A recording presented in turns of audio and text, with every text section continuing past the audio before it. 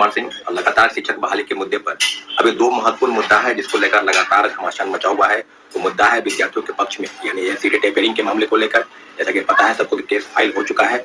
आपको बताते चले कि जो सीटें टेपरिंग की मांग को लेकर लगातार हम लोग धरना प्रदर्शन, बीपीएससी ऑफिस के बाहर, मुख्यमंत्री सचिवालय आदि आदि जगहों पर सरकार के समक्ष अपनी बातों को रखने का प्रयास कर रहे थे, परंतु सरकार ने हमारी एक नहीं सुनी और सारे मुद्दों को लेकर हम लोगों ने निर्णय लिया कि कोर्ट में याचिका दायर की जाएगी और कल याचिका दायर हो चुकी है। आपको बताते चले कि इस मामले की जो देखरेख जिनके लॉयर के अंडर में हो रहा है वो है दीनू कुमार सर और रितिका रानी मैम।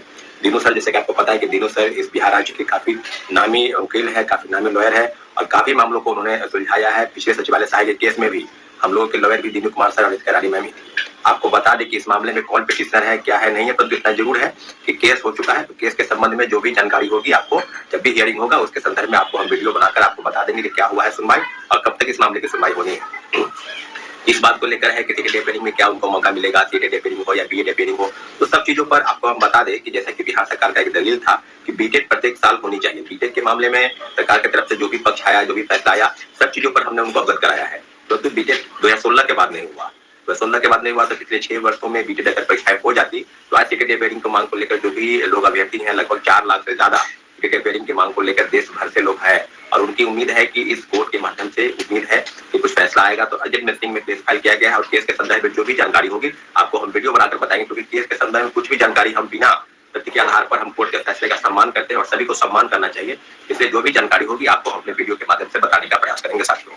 दूसरी महत्वपूर्ण विषय है वो है कि क्या सेकंड मेरिट लिस्ट कब तक आएगा। सेकंड मेरिट लिस्ट के संदर्भ में बहुत सारी जानकारी सामने आ रही है। 5000 के आसपास कुछ सीटें बताई जा रही है। कुछ लोग जो है बता रहे हैं कि 17 जिलों से सूची आ गई है, परंतु थोड़ा विलंब होगा। विलंब होने का मतलब इस महीने के लास्ट तक जो है रिजल्ट पब्लिश हो जाएगी। आपको हम पूरी जानकारी दे रहे हैं, कई लोगों से बातचीत चल रही है। तो 17-18 जिलों की सूची जो है अभी आना बाकी है। तो उम्मीद करते हैं कि कंपलसरी जो रिजल्ट है, यानी जो सेकेंडरी सप्लीमेंट्री रिजल्ट है, वो इस महीने के लास्ट यानी नवंबर लास्ट में आ सकता है। इसकी पूरी जानकारी आपको हम दे रहे हैं। दूसरी महत्वपूर्ण विषय है कि क्या सेकेंड फेज की बहाली में क्या आरक्षण जो अभी बिहार सरकार ने 75% आरक्षण जो घोषित किया है, 25% आरक्षण अदर कार्ड युवा के लिए यानी अनारक्षित है, तो वो क्या लागू होगा इसमें। इस बात पर बहुत सारे लोगों का फोन पर मैसेज आता है कि 75% आरक्षण सेकेंड फेज की टीआरई 2.0 में क्या लागू होगा या नहीं होगा। तो आपको बता दें कि जितने भी आरक्षण के लाभ की जो सीमा है उसको समाधान विभाग और बीपीएससी की अधियाचना के लिए भेज दी गई है।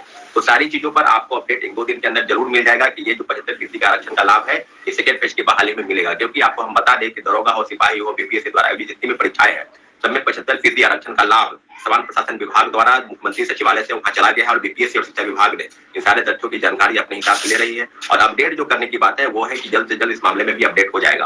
आपको हम बता दें कि सारी चीजों पर अगर नियोजित शिक्षकों के मामले को लेकर भी लगातार ये अपडेट हो रहा था कि इस जो कैबिनेट की बैठक होगी इसमें उनको मंजूरी मिल जाएगी, राजकर्मी का दर्जा मिल जाएगा, परंतु ऐसा नहीं हुआ। इस मामले में भी बहुत सारी चीजें हैं कि नियोजित शिक्षकों के लिए क्या अलग से जो विशिष्ट राज्य नियमावली बना है उसके तहत उनको राजकर्मी का दर्जा मिलेगा या बीपीएससी द्वारा आयोजित परीक्षा में बैठकर अगर पास करेंगे तब राजकर्मी का दर्जा मिलेगा। तो दोनों मामले को लेकर सरकार को स्पष्टीकरण जारी करना चाहिए, एक स्पष्ट निर्णय बहुत जल्द लागू करना चाहिए कि उनके लिए कौन सा रास्ता सही होगा और क्या नहीं होगा। तो आपको हम बता दें कि राजकर्मी का दर्जा देने की मांग को लेकर जो विशिष्ट नियमावली बनी है उसके तहत उनको डिपार्टमेंटल परीक्षा देनी होगी। अगर वो पास कर जाते हैं तो वो राजकर्मी का दर्जा लेंगे। इसके लिए एक और चीज प्रावधान उसमें अगर फेल कर जाते हैं तो उनकी नौकरी जो है सेवा मुक्त की जाएगी। तो इस मामले को लेकर भी काफी विरोध हुआ था। मुझे ऐसा लगता है, मुझे जैसे जानकारी प्राप्त हो रही है कि जो चीजें हैं जिनमें परीक्षा पास करने के बाद उनको राजकर्मी का दर्जा मिलेगा, परंतु फेल करने को लेकर जो बातें जो जिस बात का विरोध था उसके लिए ही कुछ मंत्रणा हो रही है, कुछ बातचीत चल रही है। तो शायद उसके लिए कोई ठोस नीति स्पष्टीकरण जो है सरकार की तरफ से आ जाए।